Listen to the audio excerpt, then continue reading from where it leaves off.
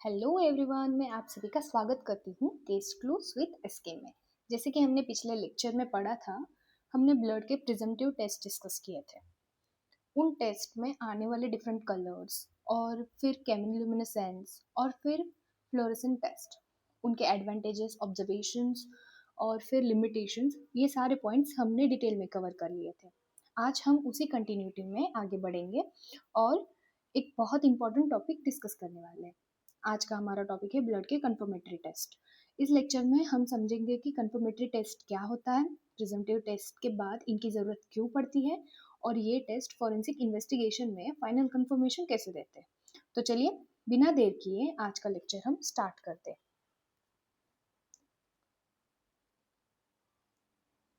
कल तक हमने ये कंप्लीट कर लिया था कि ब्लड की प्रिजम्पटिव टेस्ट कौन सी होती है और उनके रिजल्ट्स क्या आते हैं। आज हम देखेंगे कि जो प्रिजम्पटिव टेस्ट है वो कभी फॉल्स पॉजिटिव भी आती है और नेगेटिव भी आती है। तो फर्स्ट हम डिस्कस करते हैं कि फॉल्स पॉजिटिव टेस्ट क्यों आती है। False positive, a positive result without a blood. जब प्रिजम्पटिव टेस्ट पॉजिटिव आ जाता है तब कंफर्मेटरी टेस्ट किया जाता है, ठीक है। तो आज हम यहाँ पे देखने वाले हैं कि पहले कंफर्मेटरी टेस्ट से पहले हमें उसको, ये जो हमारे प्रिजम्पटिव टेस्ट आए हैं उनमें फॉल्स पॉजिटिव, फॉल्स नेगेटिव, ये दो भी पॉसिबिलिटीज होती है। तो पहले हम देखेंगे कि ब्लड फॉल्स पॉजिटिव मतलब पॉजिटिव क्यों बोलते हैं। पॉजिटिव तो है बट झूठा, झूठा पॉजिटिव बोलते हैं। तो फॉल्स पॉजिटिव क्यों क्यों बोलते हैं कि ब्लड नहीं है, जो टेस्ट हम परफॉर्म कर रहे हैं उसमें ब्लड नहीं है, फिर भी टेस्ट पॉजिटिव आती है, ठीक है। तो उसके कॉजेस कौन कौन से। पहला कॉज है ये है कि स्ट्रॉन्ग केमिकल ऑक्सीडेंट्स, उनकी वजह से फॉल्स पॉजिटिव टेस्ट आ सकता है, जैसे कि ब्लीच, कॉपर सॉल्ट, क्लीनर, इन सब जैसे जो केमिकल्स है, इन सब के जैसे जो केमिकल्स है, ये केमिकल्स जो क्रोमोजेन है उसको ऑक्सीडाइज करता है, क्रोमोजेन को ऑक्सीडाइज कर देता है। इसकी वजह से उसमें कलर आ जाता है। जो भी हम टेस्ट परफॉर्म कर रहे हैं उसमें कलर आ जाता है, वो भी विदाउट ब्लड, बिना ब्लड के उसमें कलर आ जाता है। मतलब क्या है कि टेस्ट बोलता है कि ब्लड है पर एक्चुअली ब्लड नहीं होता है, समझ रहे हो। जो स्ट्रॉन्ग केमिकल ऑक्सीडेंट्स होते हैं उनसे जो क्रोमोजेन है वो ऑक्सीडाइज हो जाता है, तो उनसे रिजल्ट क्या आता है कि कलर आ जाता है पर बिना ब्लड के, उसमें ब्लड नहीं होता फिर भी वो टेस्ट कलर देती है। सेकंड होता है, दूसरा कॉज है कि प्लांट पेरोक्सीडेज। तो कुछ प्लांट जैसे हॉर्स रेडिश और बीटरूट में एंजाइम्स होते हैं, इन दोनों प्लांट्स में एंजाइम्स होते हैं। ये एंजाइम्स हीम जैसे एक्ट करते हैं, इसलिए टेस्ट पॉजिटिव दिखाता है। प्लांट पेरोक्सीडेज में एंजाइम्स होते हैं जो हीम जैसे एक्ट करते हैं, उसकी वजह से इनका रिजल्ट फॉल्स पॉजिटिव आता है। फिर हम आते हैं फॉल्स नेगेटिव, ब्लड है फिर भी टेस्ट नेगेटिव आता है। फॉल्स नेगेटिव में ब्लड है फिर भी टेस्ट नेगेटिव आ रहा है, उसका कॉज क्या है, स्ट्रॉन्ग रिड्यूसिंग एजेंट्स।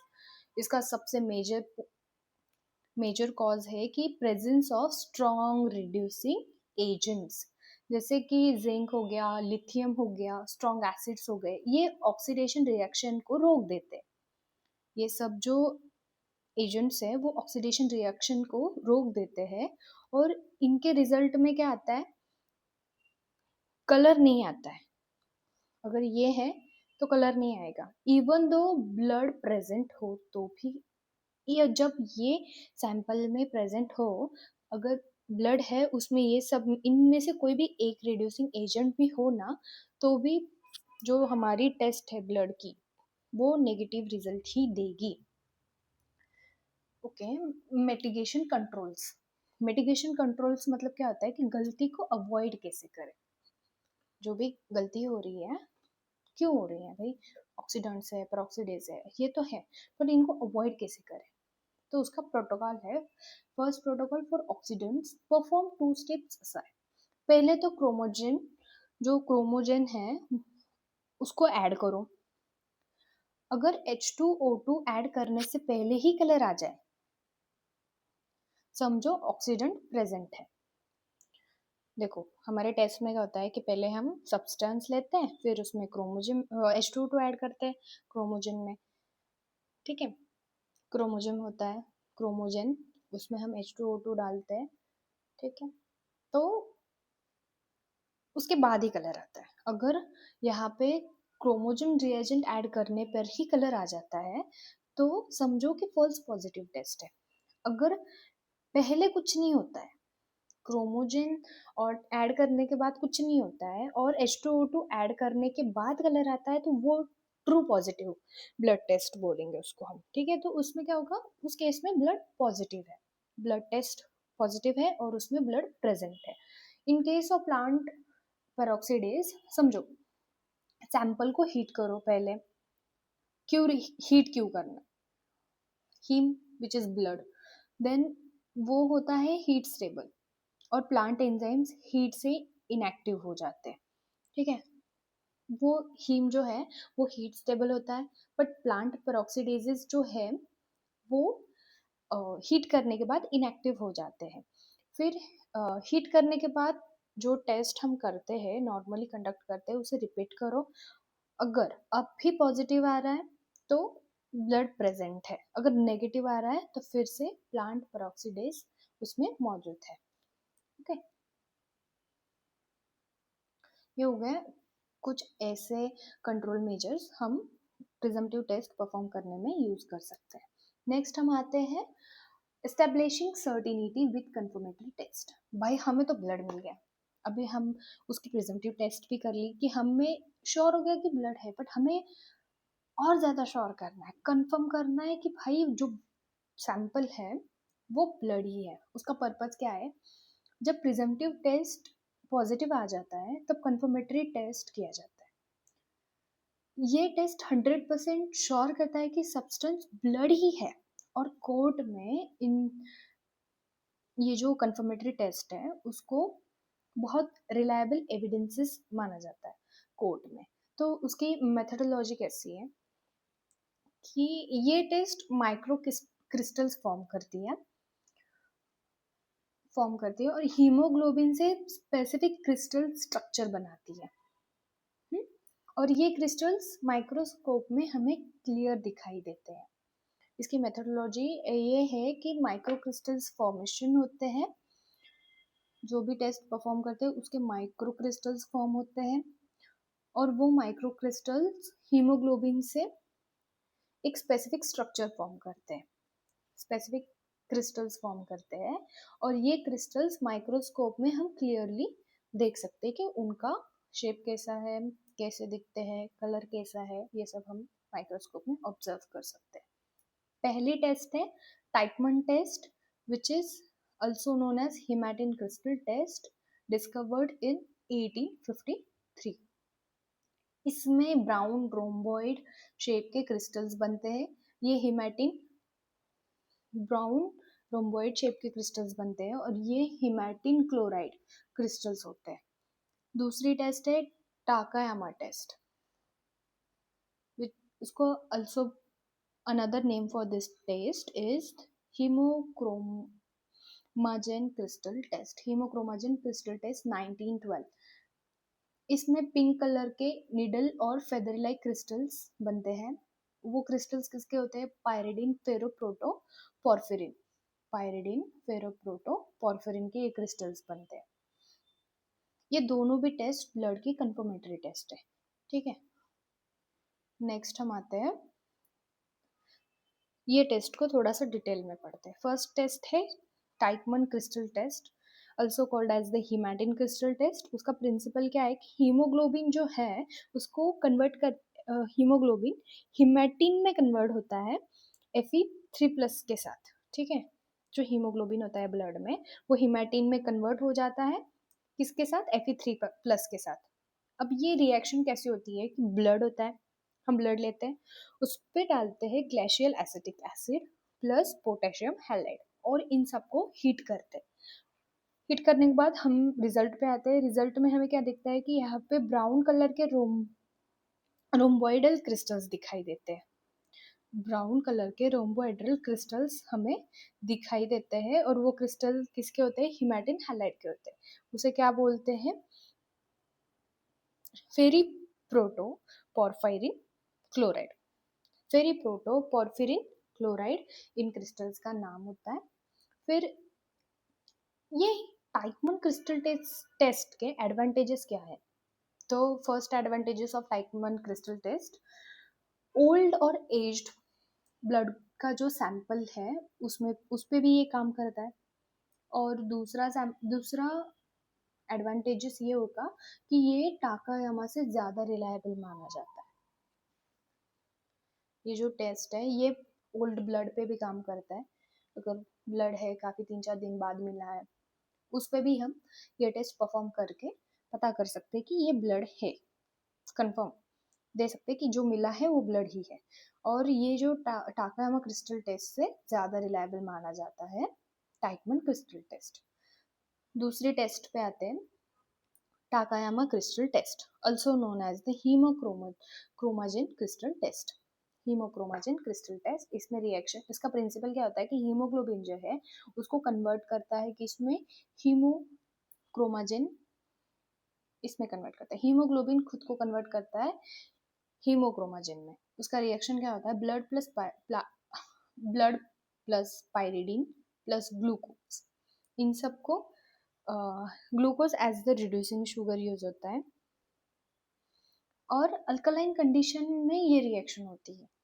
ये जो रिएक्शन है इसका परफॉर्म करने की कंडीशंस अल्कलाइन होती है।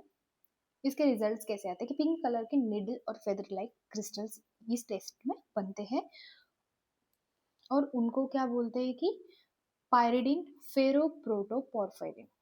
इन क्रिस्टल्स को हम पायरिडीन, क्रिस्टल्स ऑफ पायरिडीन फेरोप्रोटोपोर्फायरिन, ये हो गया टाकायामा का रिजल्ट।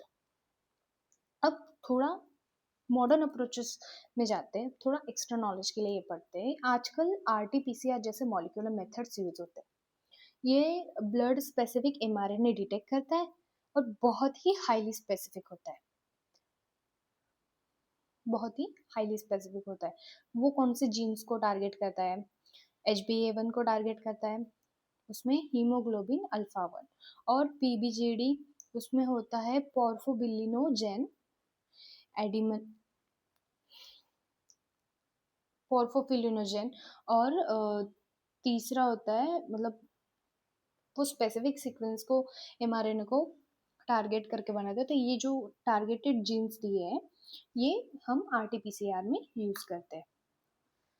ट्रेसिंग द ओरिजिन, अब पता लग गया कि ये जो ब्लड है कंफर्म हो गया, उसकी प्रिजम्पटिव टेस्ट भी हो गई, फिर उसको हमने कंफर्म भी कर लिया कि ब्लड है। फिर हम आते हैं कि for once a stain is confirmed as the blood, the crucial next question is what is the species of origin।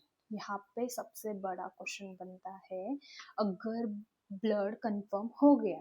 अब नेक्स्ट क्वेश्चन ये आता है कि ह्यूमन ब्लड है या फिर एनिमल ब्लड है, इसकी इंपॉर्टेंस क्यों है? क्राइम सीन में ह्यूमन वर्सेस एनिमल ब्लड के डिफरेंस बहुत इंपॉर्टेंट होते हैं। Just like wild life crime, assault cases, accident cases में काम करता है। इनका जो हम स्पेसिस डिफ्रेंशिएशन करेंगे बाय यूजिंग अ ब्लड, तो वो इन सब केसेस में बहुत ज़्यादा काम आता है। वो क्लेरिफाई करता है इवेंट्स को कि ये ह्यूमन और एनिमल इंटरेक्शन केसेस है या फिर नहीं है। Okay, methods to identify the species, first होती है सेरोलॉजिकल स्पीशीज। सेरोलॉजिकल मेथड, उसमें हम antigen antibody reaction based method use करते हैं। उसमें ब्लड सीरम में स्पेसिफिक टाइप के स्पीशीज स्पेसिफिक प्रोटीन्स होते हैं, उनको डिटेक्ट करते हैं। उसके एग्जांपल्स, हाँ, सेरोलॉजिकल मेथड्स के एग्जांपल्स है precipitin test, double diffusion test, crossed over immunoelectrophoresis, ELISA, immunochromatography। These all are the serological methods for, and these methods are using for the origin, identification of the species, either it is human or animal। second technique है molecular technique, which is totally based on the DNA. Her species का DNA unique होता है, हर species का DNA unique होता है। जैसे example लेते हैं DNA barcoding, restriction fragment length polymorphism that also known as the RFLP analysis, next generation sequencing. These all are these all techniques are the highly accurate and the modern techniques. So next जो lecture होगा हमारा, हम उसमें ना ये सारे test cover कर लेंगे, क्योंकि इन सब टेस्ट के अलावा आगे जो सब होगा वो हमारे कुछ याद नहीं रहेगा। ठीक है, फॉर एग्जांपल हमें प्रेसिपिटेंट टेस्ट देखना है, वो क्यों होती है, किस लिए हम उसको परफॉर्म करते हैं, उसकी मेथडोलॉजी क्या है, उसके रिजल्ट्स क्या है वो देखेंगे। डबल डिफ्यूजन, उसके यूजेस क्या है, कहाँ पे यूज होती है। क्रॉस्ड ओवर इम्यूनो इलेक्ट्रोफोरेसिस देखेंगे, फिर देखेंगे एलाइसा और इम्यूनोक्रोमेटोग्राफी। ये सारी टेक्निक्स हम सेरोलॉजिकल मेथड्स जो है हम अगले लेक्चर में कवर करेंगे। ओके, ये कुछ एमसीक्यू है। हम एक सेपरेट एमसीक्यू क्लासेस लेंगे हमारी ये ब्लड का टॉपिक खत्म होने के बाद, फिर उस पर हम लॉन्ग लेंथ एमसीक्यू लेक्चर रखेंगे। उसमें आप बोल देना आंसर्स क्या है कैसे है, तब तक आप ये सारी चीज़ें रिवाइज कर लो एक बार। ठीक है, हम एक क्विक रिकैप दे देते हैं। Forensic workflow from stain to significance. Okay, हम यहाँ पे आते हैं। अगर हमें क्राइम सीन पे स्टार्टिंग से हम एक बार क्विक रिकैप करने वाले हैं, हमें क्राइम सीन पे ब्लड मिलता है, सस्पिशियस स्टेन से हमें क्राइम सीन पे मिलता है, तो उसका कलेक्शन देखेंगे हम क्या क्या यूज़ करेंगे। स्वैबिंग टेक्निक, स्वैबिंग, स्क्रैपिंग, और उसका कलेक्शन किस में करेंगे, वायल में। और वायल में for the long term preservation we are using EDTA, और for if blood, if stain has any kind of alcohol, then we are using a proper technique like a NF. ठीक है, if it is a blood, हमारे सामने पहले question आता है कि हमें क्राइम सीन पे जो स्टेन मिला है वो ब्लड है या नहीं। अगर ब्लड है तो हम आगे उसकी प्रिजम्पटिव टेस्ट करेंगे। नहीं, प्रिजम्पटिव टेस्ट में हम कंफर्म करेंगे कि वो ब्लड है या नहीं, फिर उसकी कंफर्मेटरी टेस्ट होंगी, फिर उसका ओरिजिन आइडेंटिफिकेशन होगा, और एविडेंशनरी सिग्निफिकेंस और रिपोर्ट और टेस्टिमनी हम बना देंगे। ठीक है, अगर ब्लड नहीं है तो उसके आगे हम कोई एनालिसिस नहीं करेंगे, वहीं पे हमारा एनालिसिस स्टॉप कर देंगे। अगर ब्लड है, पॉजिटिव रिजल्ट आ रहा है प्रिजम्पटिव टेस्ट में, तो हम कंफर्मेटरी टेस्ट की तरफ जाएंगे। उसमें दो टेस्ट होते हैं, पहली होती है टाइकमन क्रिस्टल टेस्ट, दूसरी होती है टाकायामा क्रिस्टल टेस्ट। ये हम कंफर्म करने के लिए यूज़ करते हैं जो मिला है वो ब्लड ही है। फिर हम आगे जाके ओरिजिन आइडेंटिफिकेशन करेंगे। उसमें दो मेथड्स देखे थे, एक सेरोलॉजिकल मेथड, दूसरी होती है मॉलिकुलर मेथड। इसमें हम स्पीशीज आइडेंटिफिकेशन करेंगे, आइदर इट इज ह्यूमन और आइदर इट इज एनिमल। फिर जो हमने आइडेंटिफिकेशन किया है उसका हम एक एविडेशनरी सिग्निफिकेंस बनाएंगे, मतलब एक रिपोर्ट बनाएंगे एक, और उसको हम एज ए यूज करेंगे कोर्ट में एज अ टेस्टिमनी। ठीक है, तो यहाँ पे हमारा लेक्चर खत्म होता है। हमने देख लिया ब्लड की, जो क्राइम सीन पे ब्लड का कलेक्शन कैसे करें, उसका प्रिजर्वेशन कैसे करें, फिर उसके प्रिजम्पटिव टेस्ट देख ले, उसका कंफर्मेटरी टेस्ट, और उसका स्पीशीज मतलब ओरिजिन आइडेंटिफिकेशन देख लिए। ये सब हमारे 5 टॉपिक यहाँ पे कवर हो चुके हैं। फिर आगे के लेक्चर में मैंने बोला जैसे कि हम एलाइजा, इम्यूनोक्रोमेटोग्राफी, ये सब चीज़ें, प्रेसिपिटेंट टेस्ट, डबल डिफ्यूजन, ये सारी टेस्ट हम कवर कर लेंगे। तो चलते हैं, आज के लेक्चर में बस इतना ही। थैंक यू सो मच, आपने यहाँ पे आके मेरा लेक्चर सुना। Thank you very much. अगर आपको फॉरेंसिक साइंस से रिलेटेड और भी वीडियोस और भी लेक्चर्स चाहिए होंगे तो आप मुझे फॉलो कर लो, सब्सक्राइब कर लो, मतलब जब भी मैं अपनी नई वीडियो अपलोड करूँगी आप सब मुझे सबसे पहले देख पाओगे। ठीक है, तो चलते हैं, मिलते हैं अगले क्लास में। Bye bye.